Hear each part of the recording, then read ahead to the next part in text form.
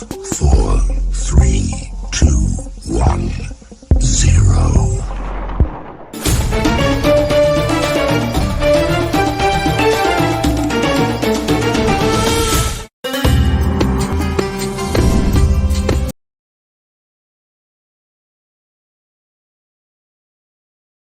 Bismillahirrahmanirrahim. Laisa 'ala ahlina illallah wa syatun fi kuburihim wala fi nusyurihim. Nah, ini hadis Rasul ya. Allah Rasulullah SAW, laisa 'ala ahlina illallah wa syatun fi kuburihim wala fi nusyurihim. Dan tidaklah bagi ahli la ilaha illallah itu wahsyatun, takut, getar, gemetar, ngeri gitu. Fi kuburihim, di dalam kuburnya, wala bin nusyurihim, dan juga ketika akan dibangkitkan dalam kuburnya. Kenapa demikian? Karena keterangan para ulama alhamdulillah ya, seorang mursyid yang kamil yang sudah sempurna dan menyempurnakan, yang beliau itu bisa untuk mengusulkan murid-muridnya, menyampaikan roh murid kepada Allah SWT. Tugasnya itu ada 3, sering saya ulang ya. Yang pertama, mendampingi murid-muridnya ketika dalam keadaan nazar atau koma, sakatul maut. Tuh syaratnya tuh, kalau ada yang ngaku mursyid atau punya predikat mursyid, bisa enggak seperti itu? Yang kedua, syarat seorang mursyid yang kamil setelah mendampingi muridnya lagi sekarat, yang kedua mendampinginya ketika di dalam kubur, ketika menghadapi pertanyaan malaikat munkar nakir. Nah, ini ada manqobahnya, manqobah Tuan Syekh.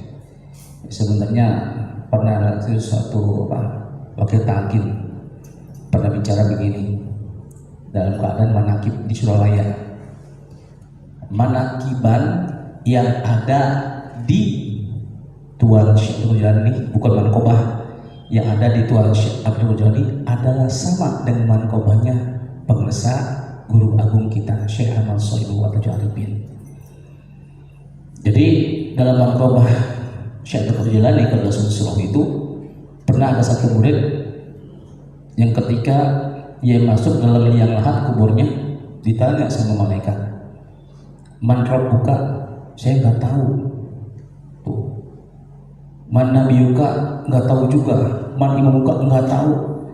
Tapi yang saya tahu, Syekh Abdul Qadir Jalani. Wah, ngedengar nama itu malaikat bingung, dua-duanya saling melirik, bingung. Waduh, yang disebut kekasih Allah lagi. Nah, kemudian apa? Dia kan nggak bisa baca, dia nggak bisa ngejawab, mau dipukul. Datang Tuan Syekh, masya Allah, masuk ke kubur murid tersebut.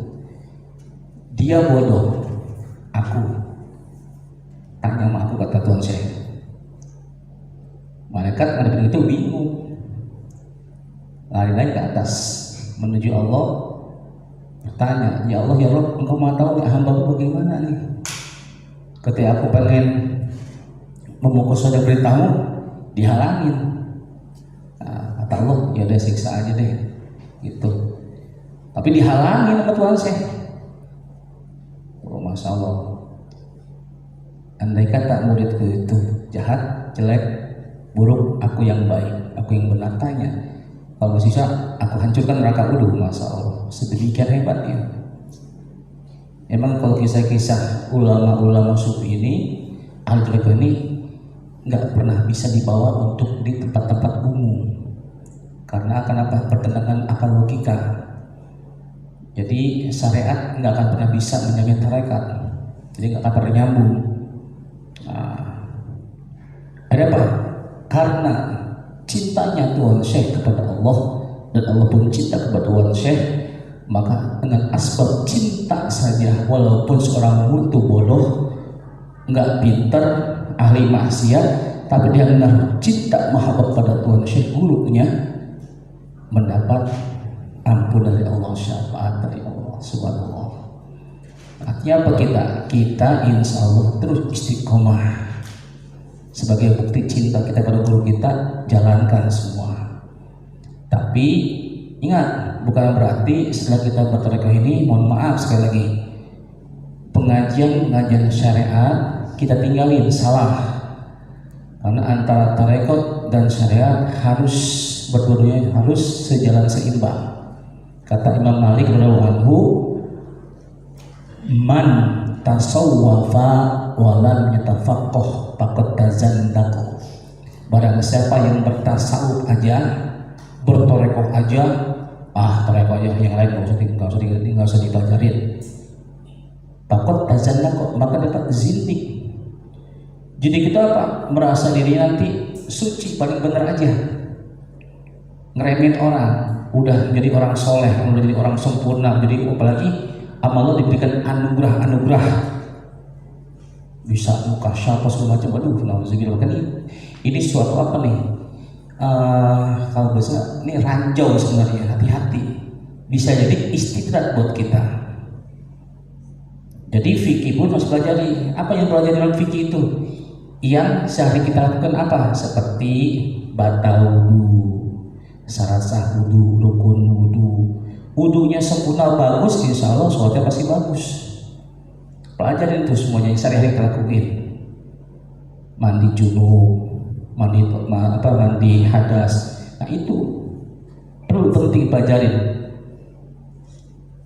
Nah makanya sih nanti kita harus koleksi diri. Kenapa sih selama ini kita bertahun-tahun bertorekoh, kok gini-gini aja nih rasa kita, asal kita, nggak ada perubahan akhlak. Kenapa ini? Di sini kita harus apa? Introspeksi diri.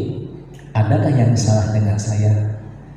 Kan surutul zikir salah satu. Syarat zikir ada 3. Yang pertama, biwudu'i tamim, dengan wudu yang sempurna. Apa mungkin wudu kita nggak sempurna? Bisautin qawiyin, yang kedua dengan suara yang kuat. Kuatnya kemana nih? Keluar apa ke dalam? Harus ke dalam. Bidor bin salib, dengan pukulan yang keras. Kerasnya terarah ke kolbu, ke latih bentuk kolbu yang ada di hati. Gitu. Jadi jangan ngambang. Bagaimana Ustaz kalau ngantuk? Ngantuk lawannya dengan zikir jahar, kenceng. Agak ngantuk, coba jangan praktekin. Udah ngantuk, kita yang bagang sholat malam, makanya bagang sholat malam ngantuk. Zikirnya, udah ngantuk. Yang jadi jahar jadi hobi, yang hobi jadi jahar. Coba, pernah saya coba soalnya, gitu. Waduh ngantuk nih. Rasa kita ini, maka coba aja, walaupun ngantuk dengan zikir jahar, dengan semangat, terarah, fokus, walaupun ngantuk, nanti lama-lama timbulnya apa? Wah, semangat, gerah, keringat keluar, nah energi nih. Tuh. Kemudian sehabis zikir sekali lagi ini dalam kitab Anwar Qudsiyah. Usahakan Bapak Ibu jangan minum atau makan apapun, rasakan dulu.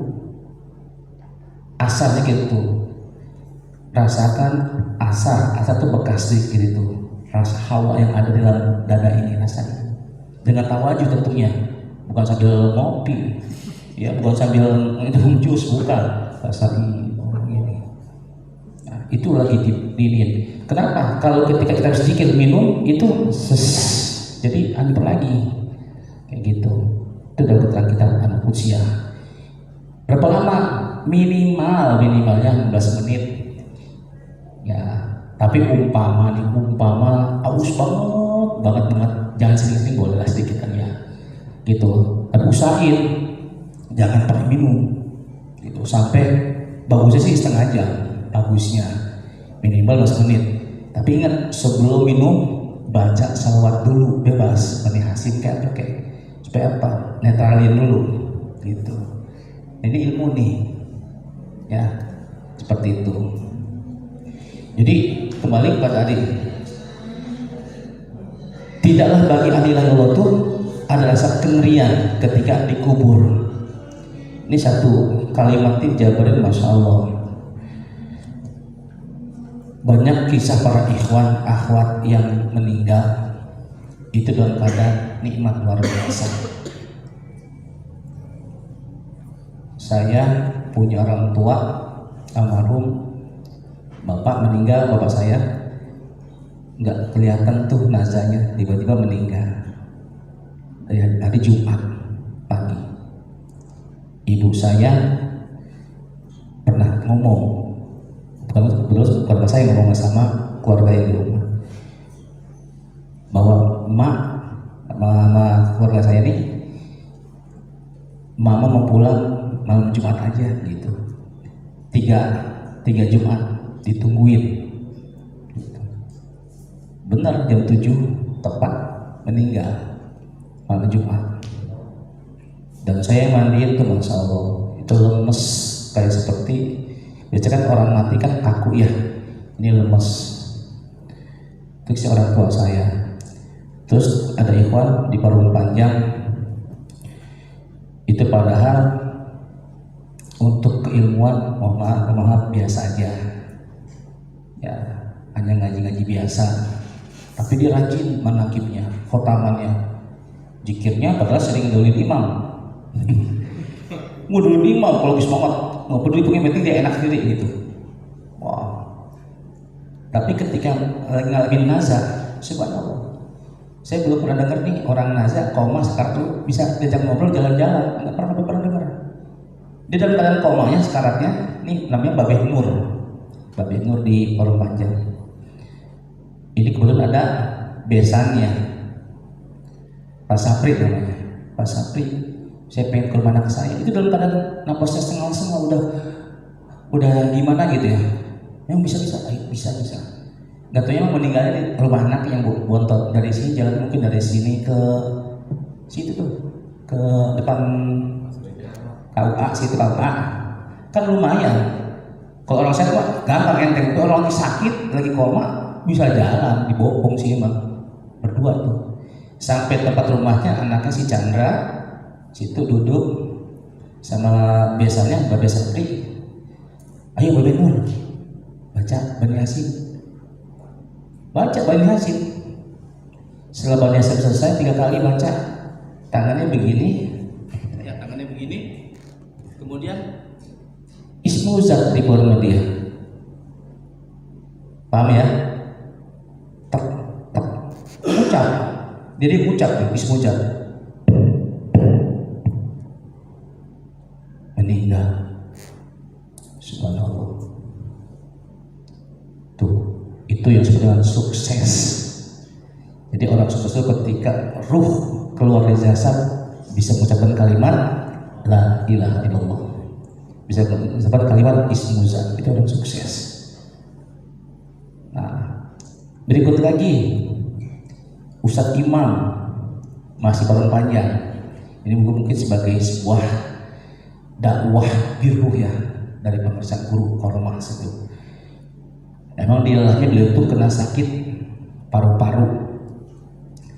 Singkat cerita, ini keluarganya Ustadz Imam di Parung Panjang itu pengen dibongkar makamnya, padahal belum ada 40 hari, hampir berantem situ.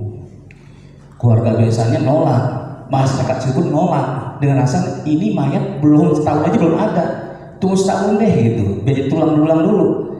Sedangkan 40 hari namanya umumnya kan hancur badannya kan, akhirnya dibulin bau mana-mana umumnya. Tapi nggak mengerti iman dilanya tuh masih ngotot keluarga Ustadz Imam ini harus dibongkar, pindahin. Akhirnya diizinin tuh, dibongkar itu makam kuburannya. Apa yang terjadi? Subhanallah, utuh jasadnya Pak, padahal tangkin belum lama tuh. Artinya insya Allah kita istiqomah mempelajari zikir ini, mengamalkan sambil mengamalkan ya, mengamalkan dan diamalkan gitu ya. Jadi nggak perlu siksa dunia aja nggak berani, ulat cacing nggak berani,